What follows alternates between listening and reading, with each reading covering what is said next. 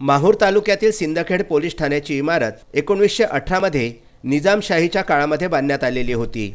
102 वर्षापूर्वीची ही इमारत आता जीर्ण झालेली असून या इमारतीचे छत्र पावसाळ्यामध्ये नेहमी गळते। इतर वेळी या छताचे पोपडे, मातीचे गोळे खाली पडतात।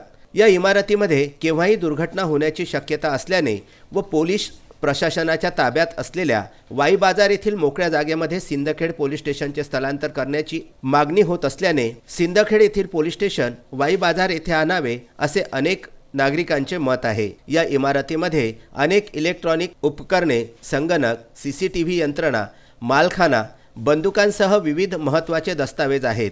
हे साहित्य सुरक्षित ठेवण्यास पोलिसांना बरीच कसरत करावी लागते। वर्षातून 2दा जिल्हा पोलीस अधीक्षक आणि इतर अधिकाऱ्यांकडून ठाण्याचे निरीक्षण होते। त्यांनाही याबाबतची माहिती वेळोवेळी देण्यात आलेली आहे।